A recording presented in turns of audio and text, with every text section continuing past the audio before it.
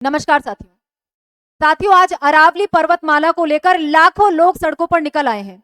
Aravalli mountain ranges को बचाने के लिए इन लोगों के द्वारा मास प्रोटेस्ट ऑर्गेनाइज करवाया जा रहा है। अरावली पर्वत जो कि दुनिया के सबसे प्राचीन पर्वतमालाओं में से एक है, उसको लेकर हाल ही में सुप्रीम कोर्ट के द्वारा एक नई डेफिनेशन अप्रूव की गई है। हमारी सरकार के द्वारा एक नई तरीके की डेफिनेशन अरावली पर्वतमाला को लेकर निकाली गई थी, उसको अप्रूव सुप्रीम कोर्ट के द्वारा कर दिया गया है। और इस नई परिभाषा को लेकर ही आज लोग लगातार प्रोटेस्ट कर रहे हैं, मार्च निकाल रहे हैं, सरकार के खिलाफ विद्रोह कर रहे हैं।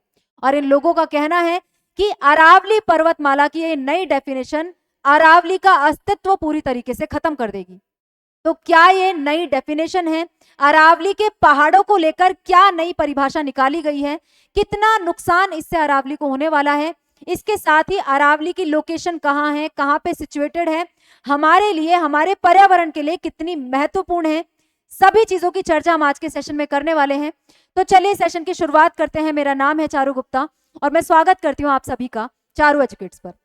दोस्तों, सेशन में आगे बढ़े उससे पहले अगेन आप लोगों से एक रिक्वेस्ट, यदि चैनल पर नए हैं तो चैनल को सब्सक्राइब जरूर से कर दीजिए। बेल आइकन भी आप लोग प्रेस कर सकते हैं जिससे कि वीडियो के नोटिफिकेशंस आपको तुरंत मिल जाएं। इसके अलावा वीडियो यदि आपको अच्छी लगती है तो लाइक और शेयर भी जरूर से कर दीजिए। आपका एक लाइक हमारे लिए, हमारी पूरी टीम के लिए मोटिवेशन का काम करता है। आगे बढ़ते हैं आज के सेशन में। अरावली को लेकर जिस तरीके के प्रोटेस्ट पूरे देश के अंदर आज इस वक्त ऑर्गेनाइज करवाए जा रहे हैं, स्पेशली राजस्थान के अंदर क्यों करवाए जा रहे हैं, क्या इन लोगों की समस्या है, अरावली इस वक्त कितना खतरे में है, सभी चीजों की चर्चा हम लोग करने वाले हैं।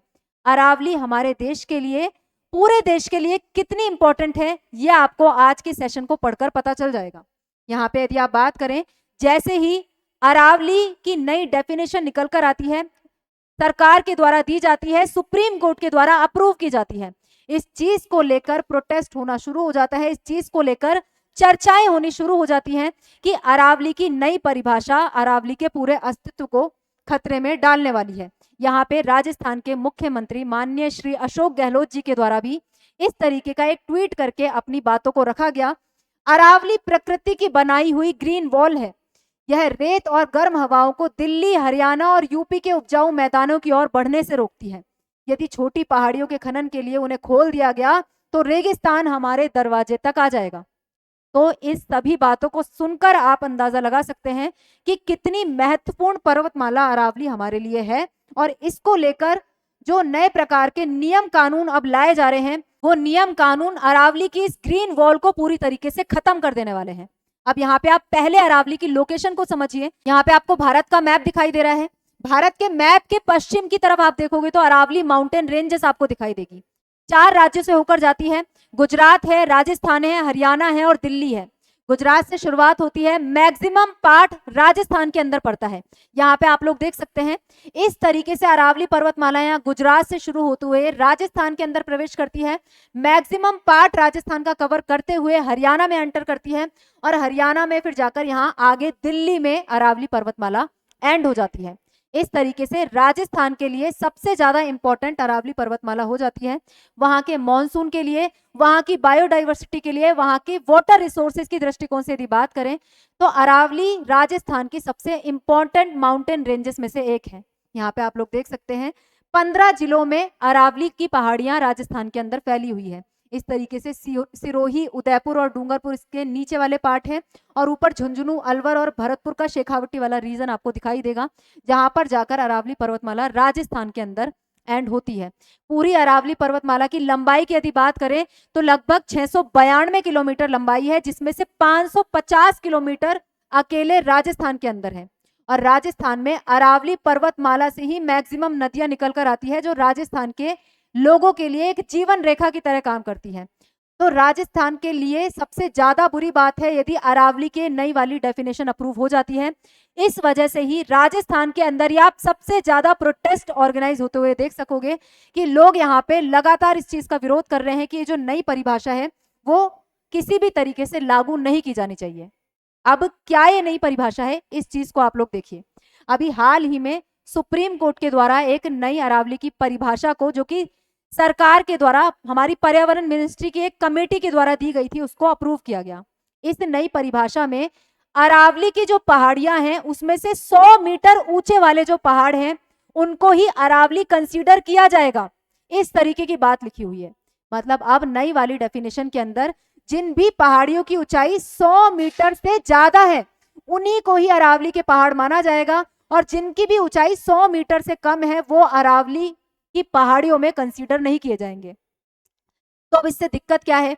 100 मीटर जो ऊंची वाली है उनको तो अरावली माना जा रहा है ना, 100 मीटर से नीची वाली है तो उसको अरावली यदि नहीं भी मान रहे हैं तो क्या दिक्कत है? 100 मीटर तो कम से कम ऊंचाई होनी चाहिए। यदि किसी पहाड़ी को हमें पहाड़ कहना है, पहाड़ी बुलाना है, तो 100 मीटर की ऊंचाई तो होनी चाहिए। सामान्य इंसान इस तरीके की बात को सोच सकता है। लेकिन यहाँ पे आपको जब ये पता चलेगा कि 100 मीटर से नीची वाली जो पहाड़ियां हैं उनकी संख्या कितनी है, अरावली यदि 100% है तो उसमें से 90% पहाड़ियों की ऊंचाई 100 मीटर ही है, 100 मीटर से नीचे है।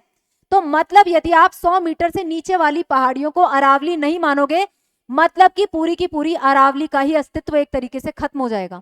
क्योंकि ये जो 100 मीटर से नीचे वाली पहाड़ियां हैं वो माइनिंग माफियाओं के लिए खुल जाएंगी। इनको पूरी तरीके से माइन कर दिया जाएगा, इनको खत्म कर दिया जाएगा आने वाले भविष्य में।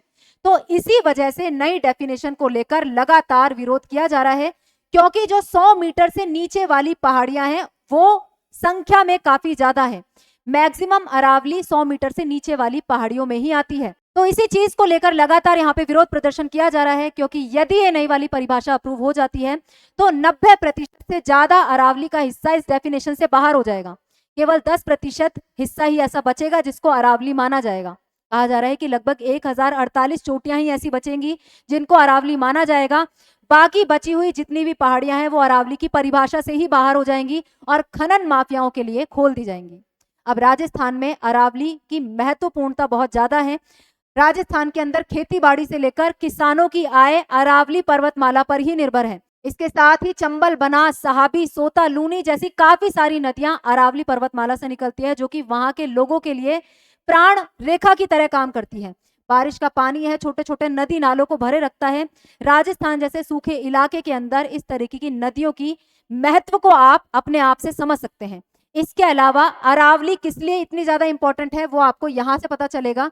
अरावली डेजर्ट को पूर्वी तरफ में आगे बढ़ने से रोकती है। आप सभी जानते हैं कि थार का मरुस्थल भारत के पश्चिम वाले इलाके के अंदर है, जिसमें राजस्थान के अंदर सबसे बड़ा हिस्सा आता है। थार का मरुस्थल इस तरीके से पश्चिम वाले इलाके से आगे बढ़ने का प्रयास लगातार करता है। डेजर्ट की प्रवृत्ति होती है कि वो अपने आप को आगे बढ़ाता है, लेकिन ये अरावली पर्वतमाला है जो इस डेजर्ट को पश्चिम की तरफ रोके रखती है। आज यदि अरावली पर्वतमाला खत्म हो जाती है, इसकी चोटियों का खनन कर लिया जाता है, नई वाली डेफिनेशन को अप्रूव कर दिया जाता है, तो ये डेजर्ट डेफिनेटली आगे बढ़ेगा और भविष्य में कुछ इस तरीके की स्थिति आपको दिखाई देगी। ये जो कुछ एरिया आपको यहाँ पे सिक्योर दिखाई देता है, राजस्थान का पूर्वी वाला इलाका, वो पूरी तरीके से डेजर्ट से आने वाले समय में ढक जाएगा यदि अरावली का इस तरीके से दोहन किया जाता है, इसकी नई वाली परिभाषा को अप्रूव कर दिया जाता है, अरावली को खनन माफियाओं के हाथों में सौंप दिया जाता है। इसके साथ ही अरावली और भी रीजंस की वजह से काफी इंपॉर्टेंट है। बायोडाइवर्सिटी यहाँ पे बहुत ज्यादा रहती है, फ्लोरा है, फौना है, काफी तरीके के जीव जंतु इसके अंदर शरण पाते हैं। इसके अलावा एक नेचुरल एक्वाफायर के रूप में ये अरावली इस काम करती है। इसके अंदर ग्राउंड वाटर या फिर भूमिगत जल को सहेज कर रखने में अरावली की काफी महत्वपूर्ण भूमिका है। गुड़गांव और फरीदाबाद जैसे जो शहर हैं उनकी पानी की काफी सारी जरूरतें, मैक्सिमम नीड्स अरावली के एक्वाफायर से पूरी होती है। अरावली में जो नदियां हैं, लूनी नदी है, बनास है, चंबल है, ये सब अरावली से निकलती है और इन नदियों से आसपास के एरिया की पानी की जरूरत को पूरा किया जाता है। इसके साथ ही हमारा जो मानसून है उसको रोक कर रखने में भी अरावली काफी महत्वपूर्ण भूमिका अदा करती है। कहा जाता है यदि अरावली नहीं होगी तो हमारे यहाँ पे राजस्थान के अंदर जितनी बारिश होती है वो पाकिस्तान के अंदर होगी, पाकिस्तान के पहाड़ उस बारिश को रोकेंगे। तो कितनी महत्वपूर्ण अरावली है, आप इन सभी बातों को सुनकर अंदाजा लगा सकते हैं। लेकिन इसकी महत्वपूर्णता का अंदाजा होते हुए भी इसको इस तरीके से दोहन करने की अनुमति देना, इसकी इतनी विवादित नई वाली परिभाषा को एक्सेप्ट करना, ये दिखाता है कि हमारी सरकार और यहाँ तक कि सुप्रीम कोर्ट जैसी संस्था भी अरावली और पर्यावरण को बचाने को लेकर सीरियस नहीं है। तो इसलिए लोगों को सड़कों पर आज उतरना पड़ा। लोग मास प्रोटेस्ट कर रहे हैं, अरावली को बचाने के लिए लगातार विरोध प्रदर्शन कर रहे हैं। सुप्रीम कोर्ट की जो परिभाषा है उसका लगातार विरोध लोगों के द्वारा किया जा रहा है और पहली वाली परिभाषा को बहाल करने का लोगों के द्वारा प्रयास किया जा रहा है। बल्कि लोगों की ये मांग है कि फिलहाल के लिए जो अवैध खनन अरावली के अंदर चल रहा है उसको रोकने की जरूरत है, बजाय कि नई परिभाषा को अप्रूव करके अरावली को और ज्यादा खनन माफियाओं के हाथ में सौंपने की बजाय। नहीं तो अरावली जो आज हमें इस तरीके की दिखाई देती है वो फ्यूचर में कुछ इस तरीके की दिखाई देगी, और वो दिन दूर नहीं जब थार का डेजर्ट पूरा पूर्वी साइड में हमको बढ़ता हुआ दिखाई देगा, यदि इस तरीके की परिभाषा अप्रूव करी जाती है।